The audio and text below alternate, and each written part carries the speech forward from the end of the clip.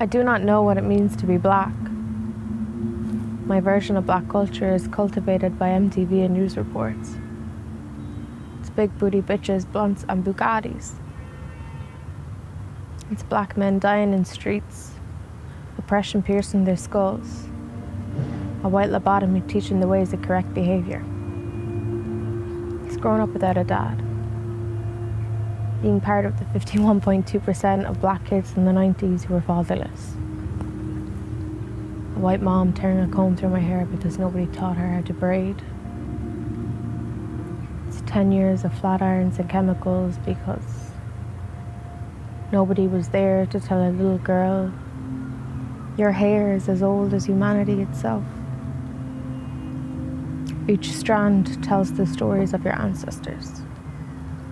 Each curl represents black history and the ongoing fight to keep growing, no matter how small the progress may seem. It's jollof rice and spiced fish at your best friend's house because mama don't know how to cook it, and it's asking why other kids call you monkey and why you don't look like them.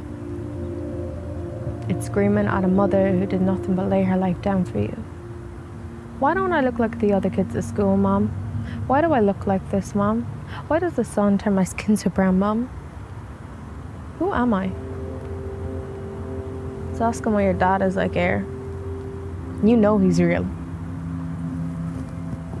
He's the reason life runs in your veins, but you've never seen him. It's a birthday card on a dreary day, pleading your return. Hushed tones and whispered confessions behind glass doors, revealing more secrets than Shaka Brown bodies jumping overboard. I'm told my culture is watermelon, Kool-Aid, and chicken fried in Crisco. History books say it's barbaric traditions and voodoo-infused medicine. America tells me it's uneducated men and women with empty thoughts and even emptier lives. Their pockets full with money almost as dirty as the colour of their skin. Crack pipes handed down like family heirlooms. I am destined for failure. I'm not white enough for the white kids, not black enough for the black kids. Spice stings my tongue like the N-word thrown around in front of me by white kids, unknowns to the fact that Africa is in me. It's in them, and together we are Africa. My hair is straightened by the Western world, and my skin faded by racism. I lose my identity inside of myself. An endless journey of who I am and why. My reflection in the mirror speaks to me about my homeland. The girl staring back is more than just another light-skinned mixed girl who grew up in a white girl world. I am more than an identity lost in self-ignorance. I may not know what it means to be black, but I sure as hell know what it means to be me.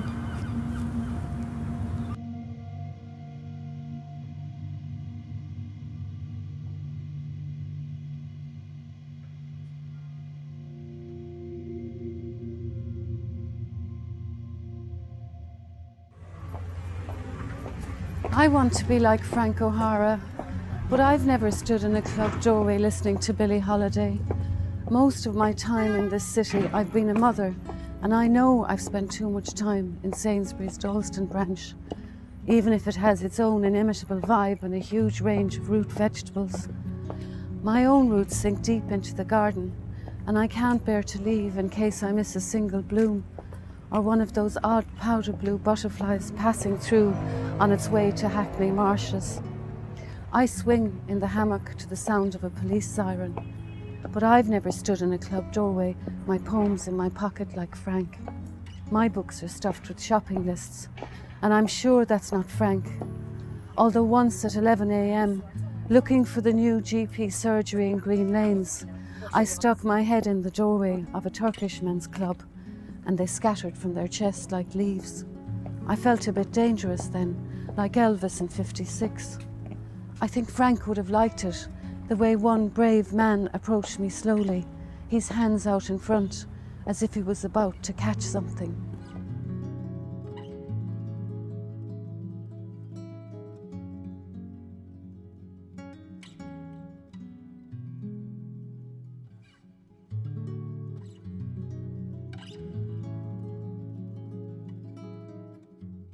They say you ain't supposed to be here, black girl. You ain't supposed to wear red lipstick. You ain't supposed to wear high heels. You ain't supposed to smile in public. You ain't supposed to smile nowhere, black girl.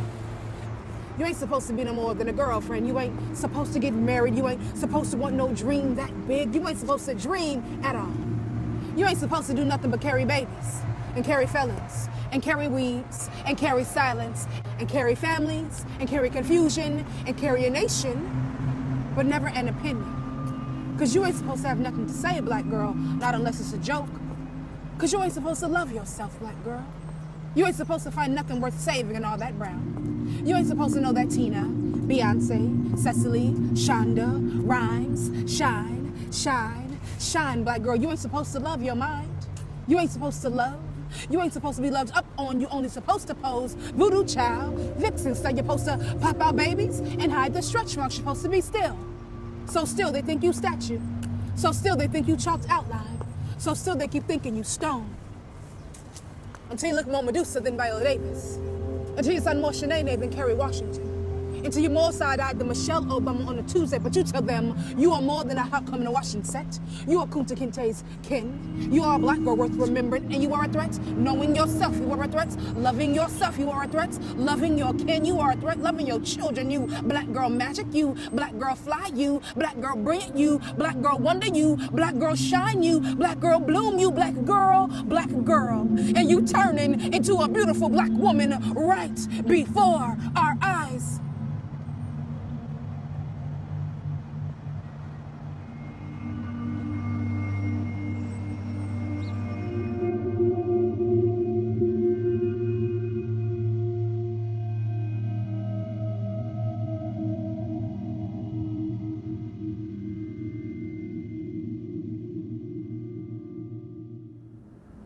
I'm trying to talk about you without mentioning your name. So I say, we went to see a film last night. Meaning you and I, or she treats me very well. As in, you love me. Or I'm going for an Indian tonight. Implying a candlelit dinner for two.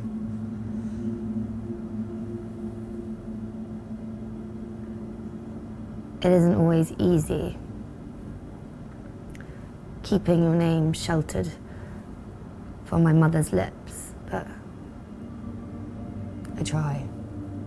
And I try because it stops me from hearing the drop of her mouth. The way I try not to imagine her standing by the kitchen sink at midnight, hungry for food and love.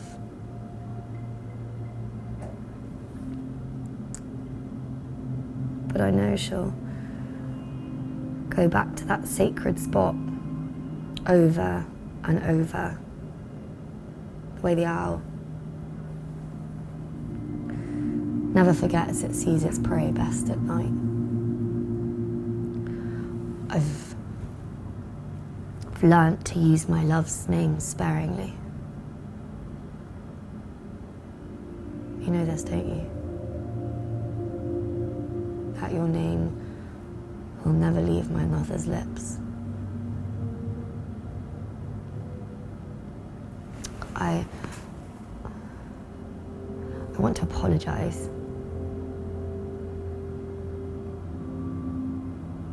You do know how much I want you, us, to survive.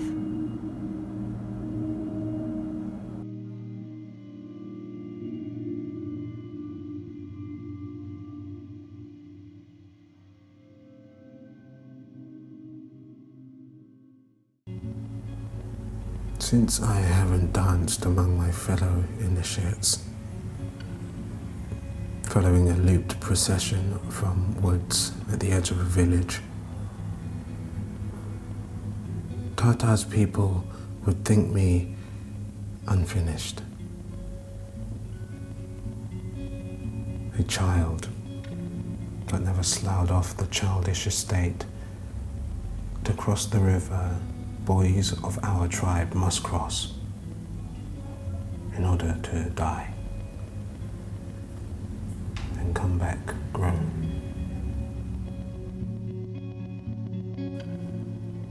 I was raised in a strange land by small increments. When I bathed my mother the days she was too weak. When Auntie broke the news and I chose a yellow suit and white shoes to dress my mother's body. At the graveside, when the man who I had almost grown to call Dad, though we both needed a hug, shook my hand. If my alternate self, who never left, could see me, what would he make of these literary pretensions? His need to speak with a tongue that isn't mine? Would he be strange to me, as I to him? Frowning as he greets me in the language of my father and my father's father and my father's father's father.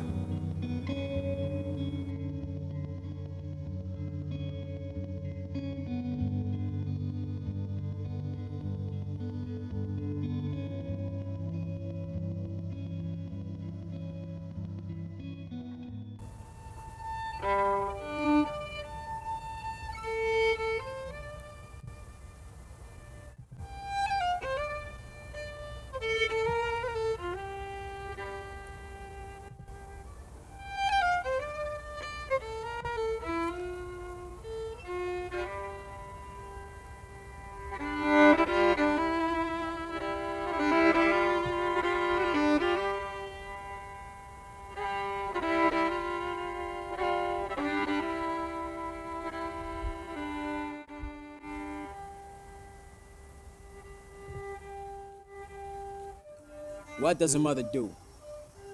Is she love, safety, a place to hide, a warm hug, a kiss goodnight? Could she soften me for I'm thick-skinned, punished for honesty?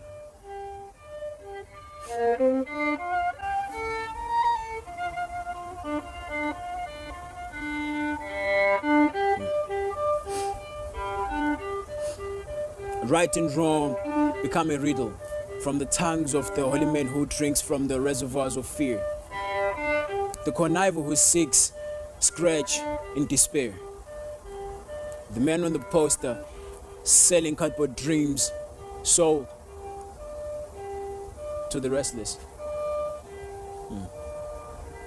The facade of equality when you're born a slave, a prisoner, a criminal, a child, wondering, what does mother do?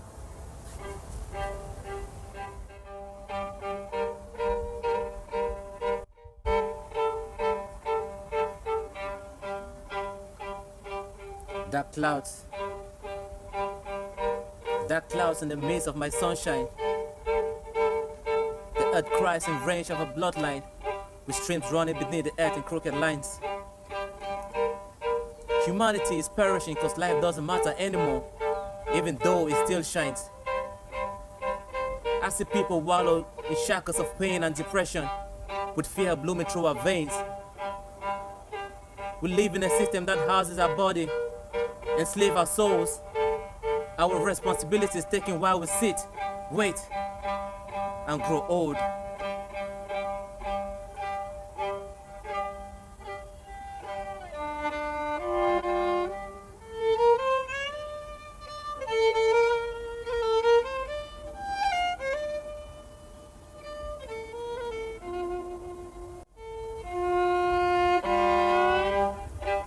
We try to fill our reservoirs of hope, but hope itself turns out to be a myth.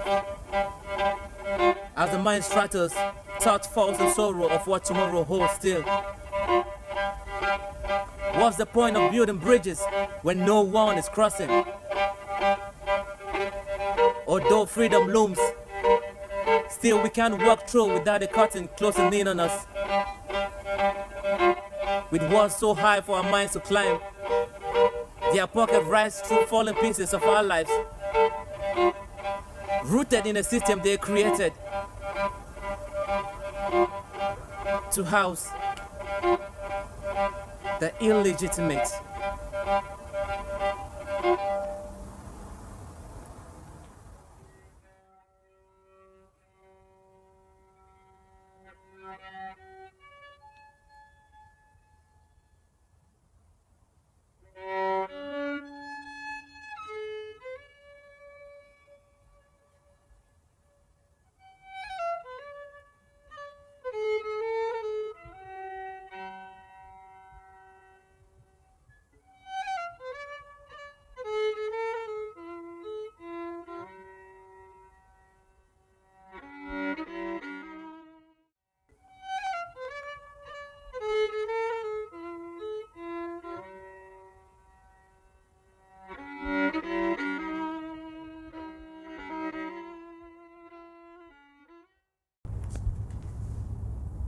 Bless the fever in that night, in the 6th month of my life.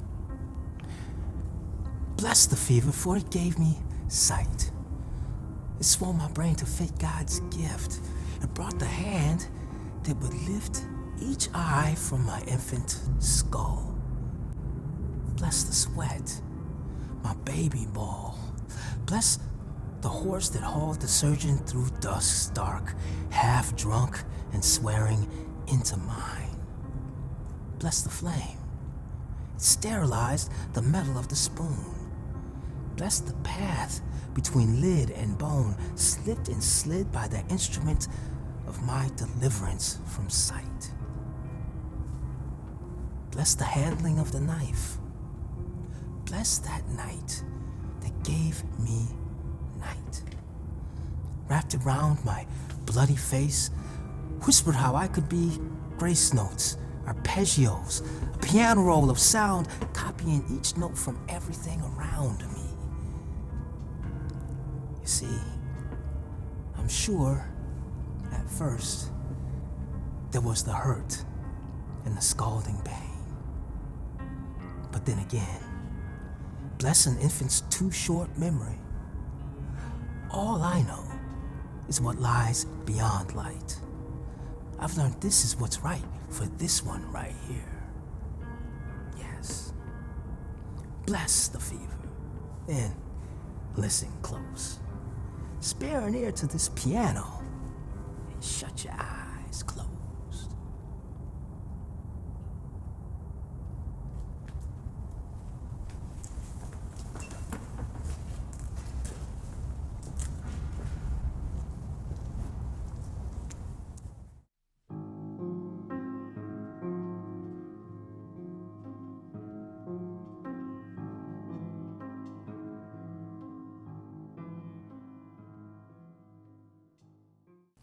Part 1. I molded her body to what she was called. Our first words now seem like nothing in comparison to those that followed, those that laid like water on our bottom lips, waiting for our breath to push them further into the other's mouth, begging to be swallowed whether in a whisper or a shout, not caring how the tongue writhed or the teeth trembled, but worried if they ever will. Thereupon our first meeting, I decided I would carry her beneath my wings as if her own had been broken. For I knew the mountains and the valleys of the worlds in her timid hills and fields.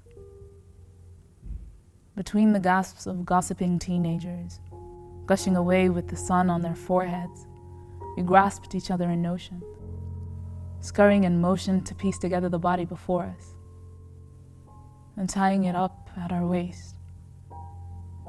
Chattering in the nibbling rain, our noses stung from trying to smell the sea. In the misty blue of early summer skies, when Braytown lumbered from its sleep, we would hold those thoughts upon our shoulders, dividing the limbs in half, until I held the hands and her the feet, past the Dargle River, for every day for almost 7 years. Part 2. And the body became its own.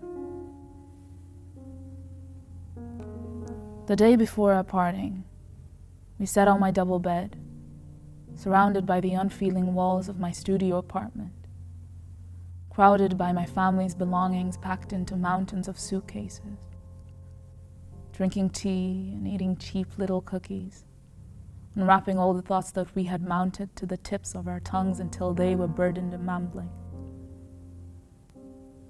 We cried together that night, until it was so late she had to race home before she got into trouble. Part 3. The body as a hearth. I shook my mind of everything I knew of her. Nooks, crannies, debts, wits. Everything that she had hid from me and prayed for fire. My sister became a burning bush.